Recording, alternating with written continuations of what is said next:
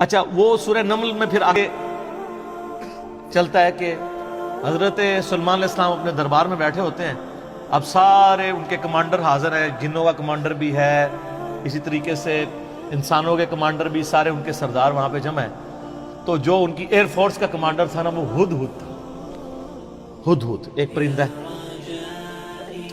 جس کی بڑی خوبصورت سی کلگی ہوتی ہے, جیسے مرغے کی ہوتی ہے, اور بڑا ایکسٹرا آرڈنری پرندہ ہے. آپ جا کے گوگل پہ سرچ کریں, یوٹیوب پہ اس کی ویڈیوز دیکھیں کہ اللہ نے اس کو کیا صلاحیت دی. وہ ان کا سمجھ لیں ایئر فورس کا چیف تھا. تو آپ نے فرمایا وہ کدھر غائب ہے, اور پھر ساتھ فرمایا کہ وہ اپنی غیر حاضری کی کوئی جسٹیفیکیشن مجھے پیش کرے, اور اگر اس نے کوئی ایسی جسٹیفیکیشن نہ پیش کی کہ وہ میرے دربار سے غائب کیوں ہے, تو میں اسے سزا دوں گا یا میں اسے ذبح کر دوں گا. بس یہ آپ ورڈک بولتے ہیں تو تھوڑی دیر بعد ہدہد آ جاتا ہے اور وہ اپنی جسٹیفیکیشن پیش کرتا ہے. اب ظاہر ہے وہ میں نے بتایا کہ سورہ نمل میں ہی آتا ہے کہ اللہ تعالیٰ نے جانوروں کی بولیاں سکھا دی تھیں. تو حضرت سلمان علیہ السلام اس سے پوچھتے ہیں کہ بتاؤ سر پھر ہدہد دیکھیں کڈا پکا مواحد سی. وہ کہتا ہے کہ اے سلمان علیہ السلام, میں آپ کے لیے ایک ایسی خبر لے کے آؤں جو آپ کے علم میں بھی نہیں. بابی نہیں تھا ہدہد نا.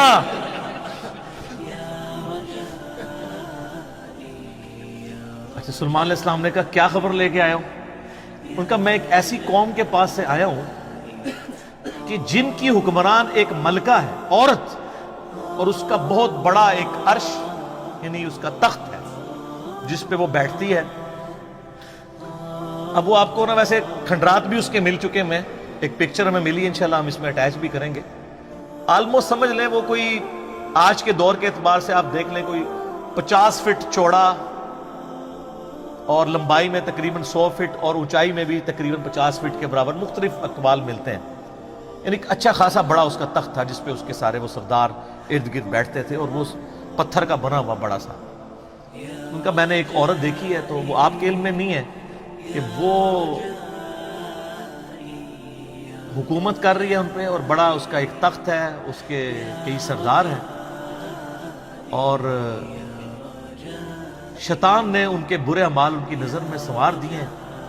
وہ اللہ کو چھوڑ کے سورج کی پوجا کرتے ہیں. سر ایک ہدہد کو بھی ٹینشن ہے شرک کی, آپ ذرا یہ دیکھیں. اسی لیے اللہ تعالیٰ نے فرمایا نا کہ قریب ہے کہ آسمان پھٹ پڑے اور زمین شک ہو جائے اور پہاڑ ریزہ ریزہ ہو جائے. ان دعوا للرحمن ولدا, جو رحمان کے لیے بیٹا تجویز کرتے ہیں, اگر یہ شرک کی تکلیف کا احساس یہ آسمان زمین اور پہاڑوں پہ ہو تو یہ بھی دب جائیں سے کہ اللہ کے لیے اس طرح کی باتیں لوگ کرتے ہیں. تو اور پھر وہ کہتا ہے کہ اب ہدہد کی بھی آپ تقریر دیکھیں جناب, کہ شیطان نے برے اعمال ان کی نظروں میں سنوار دی ہیں, اللہ کو چھوڑ کے وہ سورج کی پوجا کر رہے ہیں, حالانکہ عظمت اس اللہ کی ہے جو زمین و آسمان کا مالک ہے. ان کو تو چاہیے تھا اسے ہی سجدہ کریں, اور اس پہ آیت سجدہ بھی ہے. اللہ اکبر, سبحان الملک المقصد. تو اب حضرت سلمان علیہ السلام چکے توحید کے امام ہیں, دنیا پہ اللہ تعالیٰ کے ریپریزنٹیٹیو ہیں. جب وہ یہ بات سنتے ہیں نا تو کہتے ہیں میں تیری اس بات کی تصدیق کروں گا کہ تو سچ کہہ رہا ہے یا جھوٹا بہانا تو نہیں کہیں کر رہا تو. ورنہ تو حضرت سلمان علیہ السلام کہتے ہیں کہ ہاں مجھے تو پہلے علم غیب اللہ تعالیٰ نے دیا ہوا ہے, میں تو اتنی دوروں میں دیکھ سکنا ہوں. وہ تو اللہ دکھائے گا تو دیکھیں گے. حضرت سلمان علیہ السلام نے ایک خط لکھا اور اس ہدہد کو کہا. اچھا یہ کوئی سٹوری نہیں ہے جو آپ کے علماء بیان کر رہے ہوتے ہیں, یہ ورڈ بائی ورڈ سورہ النمل آیت نمبر جو ہے وہ 15 سے لے کے 44 تک 30 آیات. جو چیز ان آیات سے ہٹ کے آئے گی میں اس کو مینشن بھی کر دوں گا. تو وہ خط لکھ کے دیتے ہیں کہ یہ خط لے جاؤ اور جا کے ملکہ جو ادھر کیا ہے, ملکہ بلقیس جو ہے یہ اسرائیلی روایتوں میں آتا ہے, قرآن میں صرف ایک عورت کا ذکر ہے کہ جو حکومت کرتی تھی. اور خط اس کو دے کے پھر دیکھنا اس کا کیا جواب دیتے ہیں. ہدہد جناب لے کے خط پہنچا ہے, اور جا کے اب ہدہد ایک خط لے کے آ رہا ہو اور ملکہ کے وہ جا کے بیڈ روم میں سیدھا جا کے لینڈ کرتا ہے. کوئی سیکورٹی گارڈ کوئی کچھ نہیں روک سکتا، وہ کھڑکی سے آ کے اس میں لینڈ کر کے سامنے لا کے اس کے خط پھینکتا ہے۔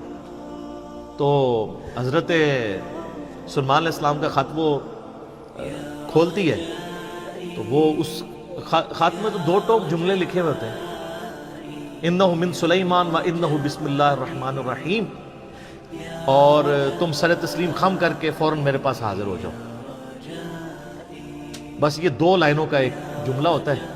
جب وہ اپنے سرداروں سے مشورہ کرتی ہے تو وہ کہتی ہے میرے پاس ایک معزز خط آیا ہے، اور یہ معزز خط سلیمان کی جانب سے ہے۔ انہو من سلیمان، سورہ النمل آیت نمبر 30، یہ واحد مقام ہے جہاں سورت کے اندر بسم اللہ شریف آئی ہے۔ ایک عزت والا خط آیا ہے۔ عزت والا وہ اس لیے کہتی ہے، وہ اس کو پتہ چل گیا کہ کوئی غیر معمولی بندہ ہے، کہ ہد جس کا خط لے کے آ رہا ہے میرے پاس، تو ظاہر ہے یہ کوالٹی تو اس کے پاس نہیں تھی کہ یہ کوئی کتنا بڑا بادشاہ ہے کہ جس کو اللہ نے یہ حکومت دی ہے کہ جانوروں پہ بھی اس کی حکومت ہے۔ تو وہ کہتی ہے کہ ایک معزز خط میرے پاس آیا ہے جو سلیمان کی جانب سے ہے، اور وہ اللہ کے نام سے شروع ہو رہا ہے۔ اس سے یہ سنت ٹھہری کہ جب آپ کوئی خط لکھیں کسی کو تو بسم اللہ سے اس کا آغاز کریں، اور اس میں یہ ہے کہ سر تسلیم خم کرو اور میرے پاس حاضر ہو جاؤ۔ تو وہ اپنے سرداروں سے کہتی ہے کہ میں تمہیں پتہ ہے کہ میں کوئی کام اس وقت تک نہیں کرتی جب تک کہ میں مشورہ نہ کر لوں، ہر معاملے میں تم سے میں مشورہ کرتی ہوں۔ قوم سبا کی وہ ملکہ تھی، تو مجھے بتاؤ تم مجھے کیا مشورہ۔ تو سردار تو آپ کو پتا ہے جو ان کی تو ایک خاص جنگجو نیچر ہوتی ہے، انہوں نے کہا ہم تو بڑے طاقتور ہیں، بڑے زور آور ہیں، ہم ہر طرح کے بادشاہ کا مقابلہ کر سکتے ہیں، آپ ہمیں حکم دیں، دیکھی جائے گی۔ لیکن وہ تو سمجھدار ہوتی ہے نا، جس میں مجھے بھی آگے لوگ پھونک چڑھا رہے ہوتے ہیں، لیکن جو بندہ ڈرائیونگ سیٹ پہ بیٹھا ہوتا ہے اس کو پتا ہوتا ہے کہ کام کو کس حکمت سے لے کے چلنا ہے۔ تو وہ ملکہ کہتی ہے کہ اس کو تو اندازہ ہو گیا کہ یہ کوئی عام بندہ نہیں ہے، ان کی ساری پھونپا نکال دے گا وہ۔ تو وہ کہتے ہیں کہ وہ ملکہ آگے کہتی ہے، اس کے الفاظ اللہ تعالیٰ نے نقل کیے، وہ کہتی ہے کہ یاد رکھنا بادشاہ جب کسی ملک میں داخل ہوتے ہیں نا تو وہاں کے شرفاء کو ذلیل کر دیتے ہیں، تو یعنی یہ جو ہمارے پاس ملک ہے یہ بھی ہمارا چھین جائے گا، ہم میں یہ طاقت نہیں کہ ہم اس شخص کا مقابلہ کر سکیں۔ یہاں پہ بھی آپ دیکھ لیں انگریزوں نے یہی کیا نا، جب انگریز یہاں حکومت میں ہے نا، سب سے زیادہ ذلیل انہوں نے کیا ہے خاندان مغلیہ کو، اس لیے کہ وہ یہاں پہ رولرز تھے۔ تو انہوں نے کہا پہلے تو جناب ان کو اتنا ذلیل کرو نا، کیونکہ ان کے اندر جراثیم موجود ہیں حکومت کرنے کے، ان کو تو ذلیل و خوار کرو۔ تو وہ ملکہ کی بات یونیورسل ٹروتھ اللہ نے نقل کیا کہ جب بادشاہ داخل ہوتے ہیں تو وہاں کے شرفاء پھر سب سے پہلے وہ ذلیل ہوتے ہیں۔ تو وہ کہتی ہے کہ اس میں جلدی نہیں ہمیں کرنی چاہیے، میں سلیمان کو نا کچھ گفٹ بھیجتی ہوں اور میں دیکھتی ہوں کہ اس کے رسپانس میں وہ کیا کرتا ہے، تو پتہ چل جائے گا کہ وہ واقعی ایک دنیا دار بادشاہ ہے یا اللہ کا ریپریزنٹیٹو ہے۔ یہ اس نے چیک پوائنٹ رکھا کہ اگر دنیاوی بادشاہ ہوا تو دنیاوی بادشاہ پرانے زمانوں میں دوسرے ملکوں پہ کیوں حملہ کرتے تھے؟ تاکہ ان سے ان کی دولت ہتھیائیں۔ تو اگر ہم جزیہ دینے پہ آمادہ ہو جائیں اور سالانہ ہم ایک رقم مقرر کر لیں گے اتنا آپ کو ٹیکس یا جزیہ دیا کریں گے تو وہ ٹل جائے گا۔ تو وہ بڑے زیادہ تحائف دے کے نا ایلچی روانہ کرتی ہے سلیمان علیہ السلام کے پاس، اور وہاں پہ سلیمان علیہ السلام کے پاس جب وہ ایلچی پہنچتے ہیں تو سلیمان علیہ السلام تو اسٹریٹ فارورڈ ان کو جواب دیتے ہیں کہ مجھے جو کچھ اللہ نے دیا ہے تمہاری یہ دنیا کی حقیر دولت اس کے مقابلے میں کچھ نہیں ہے، مجھے تو اللہ نے کیا حکومت دی ہوئی ہے۔ ٹھیک ہے، تو بلکہ سورہ نمل میں اللہ تعالیٰ نے ان کی دعا بھی نقل کی ہے۔ سلیمان علیہ السلام کہتے ہیں اللہ مجھے ایسی حکومت دینا جو میرے بعد پھر کسی کو نہ ملے، اور انسانی تاریخ میں سلیمان علیہ السلام سے بڑا بادشاہ نہ ان سے پہلے کو گزرا ہے نہ بعد میں جس کو اس لیول کی اللہ تعالیٰ نے حکومت دی ہو۔ تو وہاں پہ جب ایلچی پہنچتے ہیں تو وہ ان کو اسٹریٹ فارورڈ جواب دیتے ہیں اور ان کو واپس کر دیتے ہیں کہ جاؤ اور اپنی ملکہ کو بتا دینا کہ اب ہم وہ لشکر لے کے آئیں گے جس کی تاب تمہارے لشکر نہیں رکھ سکتے، انتظار کرو ہمارا۔ تو وہاں سے چلے جاتے ہیں، وہ تو چلے جاتے ہیں، اور سلیمان علیہ السلام کو پتہ ہوتا ہے کہ وہ مطیع ہو کے ہی آئے گی، کیونکہ وہ سمجھ گئے ہوتے ہیں کہ اس نے یہ جو ڈیسیژن کیا ہے وہ کیوں کیا ہے۔ اب یہ فاصلہ آلموسٹ 2000 کلومیٹر کا ہے۔ قوم سبا آباد تھی یمن میں اور حضرت سلیمان علیہ السلام یروشلم میں بیٹھے ہوئے تھے، بیت المقدس ایلیا شام کے اندر۔ آلموسٹ 2000 کلومیٹر کا یہ فاصلہ ہے۔ تو آپ سمجھ لیں یہ فاصلہ طے کرنے کے لیے بھی 40 سے 50 دن پیدل چاہیے. تو سلیمان علیہ السلام جب ان کو واپس کرتے ہیں، وہاں پہ جب واپس خط پہنچتا ہے تو ظاہر ہے ملکہ تو پہلے ہی اس کو سمجھ آ گئی ہوتی ہے کہ کوئی عام بندہ نہیں ہے. تو ملکہ یہ ڈیسائیڈ کرتی ہے کہ میں خود سلیمان کے پاس جاؤں گی، کیونکہ اس خط میں پہلے میں کیا لکھا تھا کہ موتی ہو کے میرے پاس حاضر ہو. سر یہ بادشاہت کا آپ لیول دیکھیں کہ دوسرا بادشاہ جنگ بھی نہیں کرنی پڑ رہی، سیدھا وہ خود حاضر ہو رہے ہیں. خیر اس بات کو کچھ عرصہ گزر جاتا ہے. جب اس کا لشکر آنے کے 3-4 دن یا کچھ دن باقی رہ جاتے ہیں نا، تو سلیمان علیہ السلام اپنی مجلس میں بیٹھے ہوتے ہیں. تو سلیمان علیہ السلام اپنے درباریوں سے کہتے ہیں کہ وہ جو بلقیس ہے وہ موتی ہو کے میرے پاس آنے والی ہے. ان کو پتہ ہے، فیڈ بیک مل جاتی ہے، اللہ تعالیٰ نے وحی کے ذریعے آگاہ کر دیا. تو پھر وہ ایک گفتگو کرتے ہیں وہاں پہ، جہاں پہ وہ تخت بلقیس کا ذکر ہے. اور آصف بن برخیہ کا نام قرآن میں نہیں ہے، یہ اسرائیلی روایتوں میں. وہ سورۃ النمل کی آیت نمبر ہے 30. اعوذ باللہ من الشیطان الرجیم، بسم اللہ الرحمن الرحیم. بلکہ آیت نمبر 30 میں تو وہ یہ آگی 38 نمبر سے آن ورڈ. 30 تو پہلے گزر چکی نا، انہ من سلیمان و انہ بسم اللہ الرحمن الرحیم. یہ آیت نمبر ہے 38. قال یا ایھا الملأ ایکم یأتینی بعرشها قبل ان یأتونی مسلمین. حضرت سلیمان علیہ السلام کہتے ہیں اے میرے سردارو، جو میرے ساتھ اٹیچ لوگ ہو، تم میں سے کون ہے کہ جو مجھے اس ملکہ کا تخت لا کر دے اس سے پہلے کہ وہ سر تسلیم خم کرتی ہوئی میرے پاس حاضر ہو جائے؟ کون ہے کہ جو ایسا کرے؟ قال عفریت من الجن. تو ایک بڑا دیو ہیکل جن کہتا ہے انا آتیک بہ قبل ان تقوم من مقامک، کہ میں آپ کی اس محفل برخاست ہونے سے پہلے 3-4 گھنٹے کی جو بھی آپ کی مجلس ہوتی ہے، مجلس ختم ہونے سے پہلے میں وہ تخت آپ کو یہاں پہ لا دوں گا. انبلیویبل چیز ہے. 2000 کلومیٹر سے اتنا بڑا تخت پتھر کا وزنی 3-4 گھنٹے کیا، وہ تو آج بھی آپ اگر جہاز میں بھی لائیں تو 3-4 گھنٹے میں نہیں پہنچ سکتا. اس کو تو لفٹ کرنے میں پرابلم ہو جائے گی. وَإِنِّي عَلَيْهِ لَقَوِيٌّ أَمِينٌ، اور میں اس کے اوپر امانت دار بھی ہوں، میں پوری رسپانسبلٹی سے یہ کام کروں گا، اور میں طاقت بھی مجھے اللہ نے دی ہے. جنات کو اللہ نے بہت طاقت دی ہوئی ہے. تو حضرت سلیمان علیہ السلام یعنی ایگری نہیں کرتے اس مسئلے میں.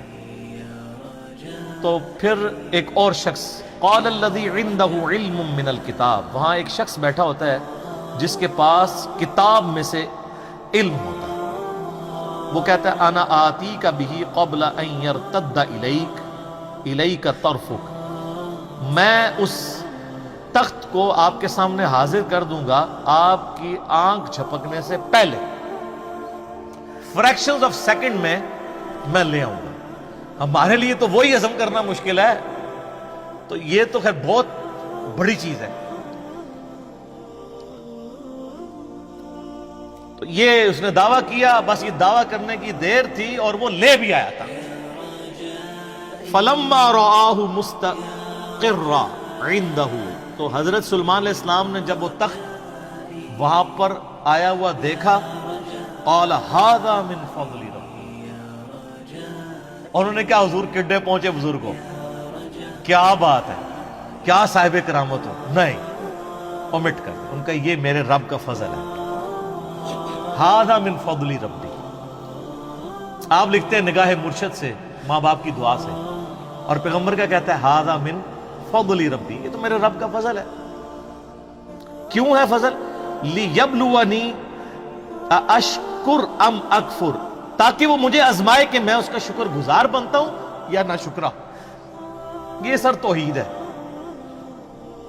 ومن شکر فانما یشکر لنفسہ، اور جو کوئی اللہ کا شکر کرے گا تو وہ بھی اپنے نفس کی خاطر ہی کر رہا ہوگا، اللہ کو کوئی پرواہ نہیں. ومن کفر، اور جو کوئی اللہ کی ناشکری کرے، فإن ربی غنی کریم، تو میرا رب تو غنی ہے، کریم ہے، اسے کسی کی پرواہ ہی نہیں ہے.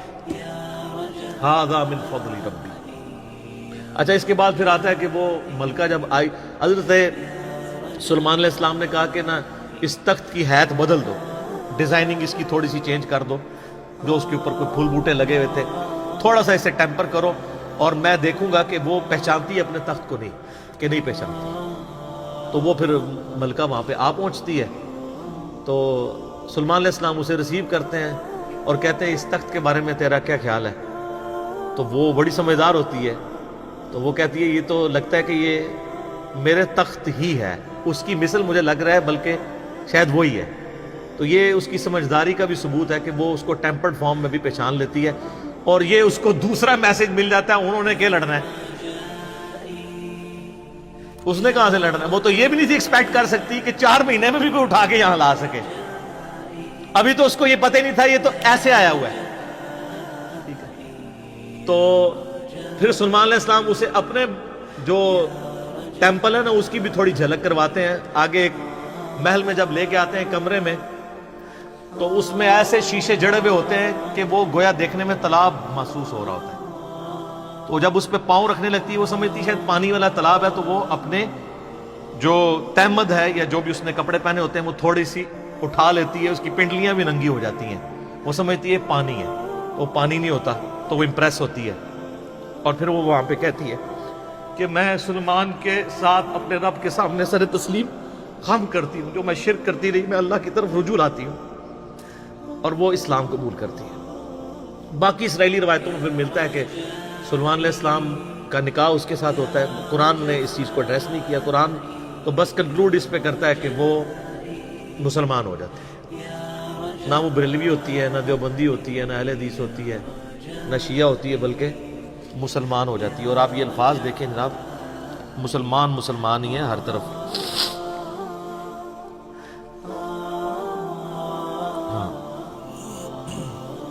قالت رب انی ظلمت نفسی، وہ کہتی ہے میرے رب میں اپنی جان پہ ظلم کرتی رہی اس سے پہلے، واسلمت مع سلیمان للہ رب العالمین، اور میں سلیمان کے ساتھ سر تسلیم خم کرتی ہوں اس رب کے سامنے، اللہ کے سامنے جو سارے جہانوں کا پالنے والا ہے۔ میں سر تسلیم خم کرتی ہوں، میں مسلم ہوتی ہوں۔ تو وہ اپنا آپ اپنے رب کے حضور سر تسلیم خم کر دو۔ تو یہ واقعہ یہاں پہ مکمل ہوا۔